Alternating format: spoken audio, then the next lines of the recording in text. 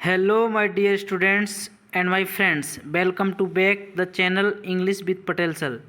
जैसा कि हमने पिछले वीडियो में पास्ट कॉन्टिन्यूअस टेंस का अध्ययन किया था, आज के वीडियो में हम पास्ट परफेक्ट टेंस को पढ़ेंगे। बहुत अच्छे से समझाएंगे, बहुत अच्छे से समझ में आएगा।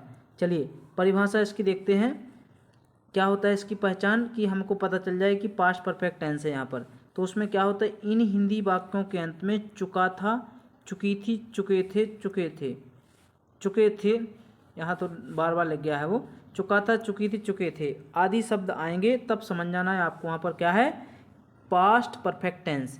साथ में एक चीज़ और आ सकती है, जैसे या था, जैसे मैंने खाना खा लिया था, है ना, या था, या फिर ये थी, है ना, ये थे, ये शब्द भी आएंगे।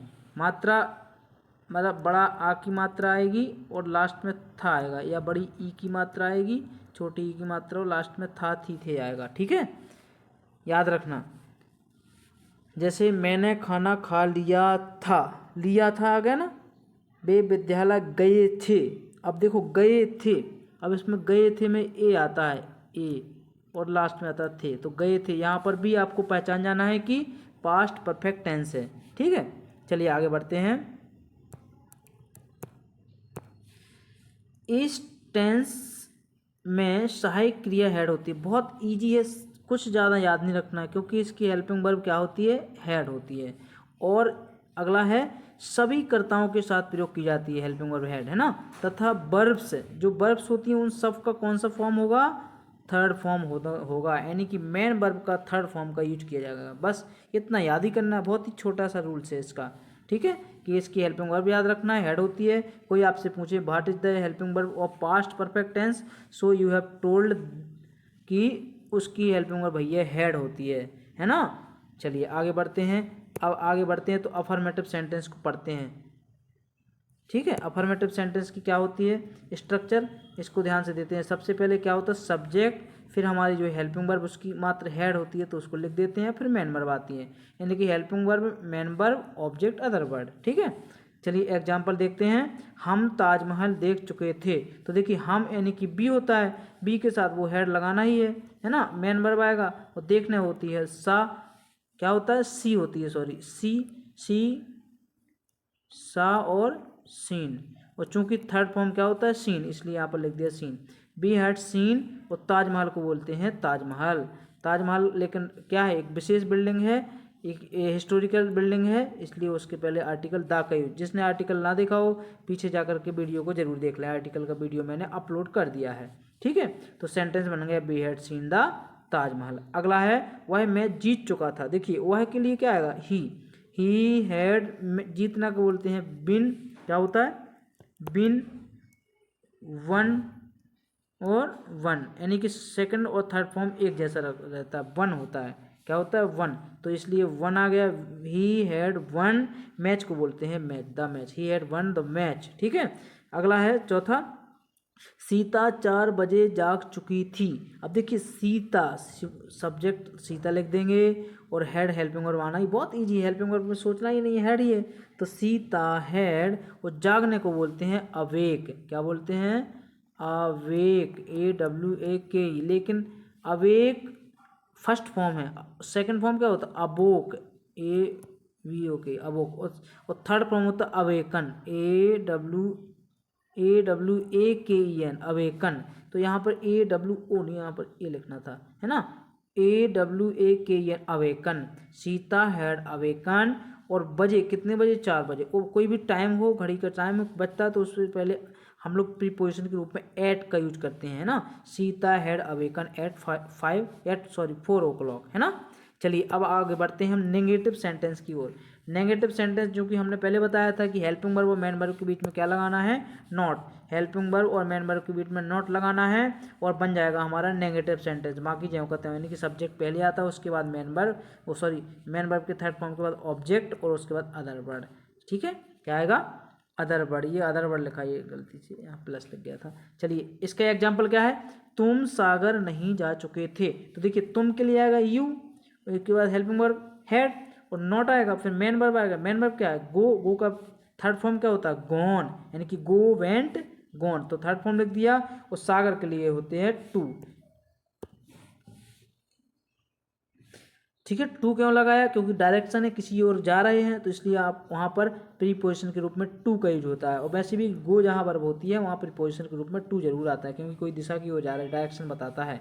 इसलिए यहाँ पर बन गया sentence, you had not gone to Bhopal. चलिए अगला बढ़ते हैं, प्रीति एंड परमू गोवा नहीं जा चुके थे। तो देखिए प्रीति एंड परमू इज ए सब्जेक्ट, सो हमने लिख दिया प्रीति एंड परमू, प्रीति एंड परमू। उसके बाद हमने हेल्पिंग वर्ब के रूप में हैड लिख दिया, और फिर नॉट आएगा तो नॉट लिख दिया, फिर मेन वर्ब का थर्ड फॉर्म, तो जाना होता है गो, गो का थर्ड फॉर्म होता है गॉन, गो वेंट गॉन, तो हमने थर्ड फॉर्म क्या लिख दिया, गॉन। उसके बाद ऑब्जेक्ट है, ऑब्जेक्ट कहाँ पर है, जा रहा है ये गोवा जा रहा है, तो गोवा को बोलते हैं गोवा। गोवा के पहले टू आएगा प्रीपोजिशन के रूप में, क्योंकि डायरेक्शन है यहाँ पर भी, है ना। चलिए आगे की ओर बढ़ते हैं, रमेश फसल नहीं काट चुका था, तो सबसे पहले रमेश लिखेंगे, और ठीक है रमेश, और उसके बाद हेल्पिंग वर्ब, हेल्पिंग वर्ब क्या है, हैड, और उसके बाद main verb, sorry main verb से पहले नॉट आएगा, है ना, हैड नॉट, और मेन वर्ब क्या है इसमें, काटना, और फसल की काटने की बात हो रही है ना, तो काटने को बोलते हैं क्रॉप, ठीक है, और फसल को बोलते हैं द हार्वेस्ट। क्या, Ramesh had not crop the harvest, sentence इस प्रकार बन गया। चलिए आगे बढ़ते हैं हम इंट्रोगेटिव सेंटेंस की ओर। चूंकि इंट्रोगेटिव सेंटेंस का हमको पहले से पता क्या नियम होता है, कि हमने पहले बताया था कि हैड जो होता है जो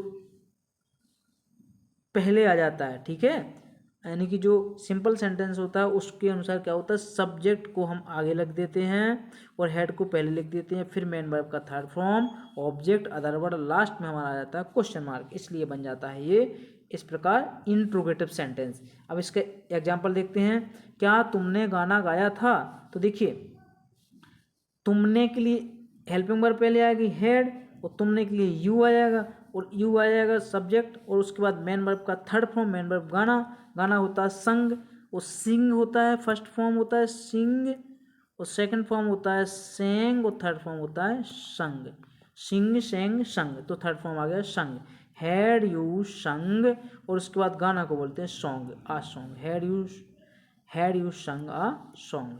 नेक्स्ट है, क्या वे उससे मिले थे, तो देखिए हैड, बे को बोलते हैं दे, और मीट का मतलब मिलना, मीट के तीनों रूप एक जैसे होते हैं, मीट मीट मीट, यानी कि, है ना, नहीं पहला तो होता है एम डबल ई टी, तो second form third form same होते हैं, मीट मीट, है ना।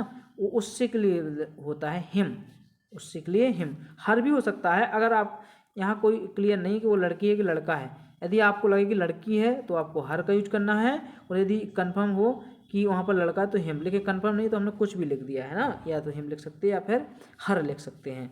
नेक्स्ट है, क्या वे कल शतरंज खेल चुके थे, तो बे के लिए क्या आएगा, दे, उसके पहले हेड हेल्पिंग वर्ब, क्योंकि इंट्रोगेटिव पढ़ रहे हैं ना, तो हेड दे खेलने को बोलते हैं प्ले, प्लेड, और शतरंज को बोलते हैं चेस, और कल अन्य शब्द है, यानी कि अदर वर्ड इसमें यूज हो गया, तो अदर वर्ड को सबसे लास्ट में लिख देते स्टडी। आगे की ओर बढ़ेंगे, अब आगे की ओर कौन सा पढ़ेंगे हम, कौन सा आ गया, इंट्रोगेटिव विद नेगेटिव सेंटेंस, जिसको हम इंट्रोगेटिव प्लस नेगेटिव भी बोल सकते हैं। तो उसमें क्या होता है, इंट्रोगेटिव तो हमें बनाना ही है जैसा कि ये बना है, लेकिन हमें नेगेटिव बनाना है तो नॉट जोड़ना है, कहाँ जोड़ना है, सब्जेक्ट के बाद और मेन वर्ब के पहले। एग्जाम्पल की ओर बढ़ते हैं, क्या राम रावण नहीं मार चुका था, तो देखिए जो राम है रावण नहीं मार चुका था, सिंगुलर है इसलिए चुके थे भी लिख सकते हैं, यहाँ पर चुके थे सम्मान पूर्वक, है ना। तो देखिए हेड राम, सबसे पहले हेड आ गया हमारा हेल्पिंग वर्ब, उसके बाद सब्जेक्ट राम है, राम आ गया, नॉट आएगा, और मारने को बोलते हैं, चूंकि जान से मार रहे हैं ना, तो किल का थर्ड फॉर्म किल्ड होता है, और किसको मार रहे हैं, रावण को, सो रावण लिख दिया, Ram had Ram not killed Ravan. इस प्रकार हमारा सेंटेंस ट्रांसलेट हो गया हिंदी से इंग्लिश में। आगे की ओर बढ़ते हैं, क्या वे फूल नहीं तोड़ चुके थे, सो बे के लिए हम दे, उसके पहले had helping verb, had they, और नॉट, फिर तोड़ने को बोलते हैं प्लग, प्लग का थर्ड फॉर्म प्लग्ड, है ना, और उसके बाद फूल को बोलते हैं फ्लावर्स। इस प्रकार सेंटेंस बन गया। चलिए अगला है, उसको भी हम फिनिश करते हैं। अगला कौन सा है हमारा, WH क्वेश्चन, यानी कि जहाँ पर लगे कि क्वेश्चन किया गया है, WH वर्ड है, व्हाट वेयर व्हेन, है ना, इस प्रकार के। तो इस WH क्वेश्चन में कुछ नहीं होता है, जैसा इंट्रोगेटिव सेंटेंस होता है वो ये पूरे इंट्रोगेटिव सेंटेंस है यहाँ तक, लेकिन उसमें प्लस लगा करके सबसे पहले क्या जोड़ना पड़ता है, WH बर्ड्स जो दिया गया है, व्हाट व्हेन, है ना, ये स्ट्रक्चर बन गया। ठीक है, हेड आएगा, है ना, सब्जेक्ट आएगा, मेन वर्ब का थर्ड फॉर्म आएगा, ऑब्जेक्ट आएगा प्लस अदर वर्ड आएगा प्लस क्वेश्चन मार्क सबसे लास्ट में आएगा। एग्जाम्पल की ओर बढ़ते हैं। वह अभ्यास में कोई गलती क्यों कर चुका था। देखिए, वह अभ्यास में कोई गलती क्यों कर चुका था, तो आपको find out the WH words in this sentence. What is the WH word, WH word क्यों, तो क्यों किस मिस होता है, वाई, सो हमने लिख दिया वाई। उसके बाद क्या है, हेड, तो हेड लिख दिया, फिर आएगा सब्जेक्ट, सब्जेक्ट क्या है, वह है, यानी कि ही लिख दिया, मेन वर्ब का थर्ड फॉर्म, और करने को बोलते हैं डू, डू का थर्ड फॉर्म होता है डन, यानी कि डू, डेड और डन, तो थर्ड फॉर्म हमने क्या लिख दिया, डन, तो डन आ गया। उसके बाद हमारा ऑब्जेक्ट आएगा, ऑब्जेक्ट क्या, कोई गलती, कोई गलती, एनी मिस्टेक, और उसके बाद अदर वर्ड सेंटेंस में दिया गया है, अदर वर्ड क्या है, अभ्यास में, तो मैं के लिए इन प्रीपोजिशन का रूप में करेंगे इन द प्रैक्टिस, है ना, तो सेंटेंस हमारा क्या बन गया, why had he done any mistake in the practice. ठीक है, आगे और लास्ट है ये हमारा सेंटेंस, इसको देखेंगे, वे कब बांसुरी बजा चुके थे, तो इसमें अपना WH क्वेश्चन क्या है, कब, WH क्वेश्चन वाला जो वर्ड है वो शब्द है वो क्या है, कब, तो कब होता है वैन मीस, तो वैन, हेड और बे के लिए दे का यूज करेंगे। उसके बाद मेन वर्ब बजाने को बोलते हैं हमने प्ले, प्ले का थर्ड फॉर्म हो गया प्लेड, वैन, हेड, दे प्लेड, और बांसुरी को बोलते हैं फ्लूट, फ्लूट। इस प्रकार हमारा सेंटेंस ये भी बन गया। अब हमने प्रेजेंट परफेक्ट टेंस को कंप्लीट कर लिया है। वीडियो समझ में आ गया हो तो वीडियो को लाइक करें, चैनल को सब्सक्राइब करें, अपने दोस्तों को भेजें ताकि उनको भी टेंस सीखने में आसानी हो। तब तक के लिए धन्यवाद, thank you so much, bye bye.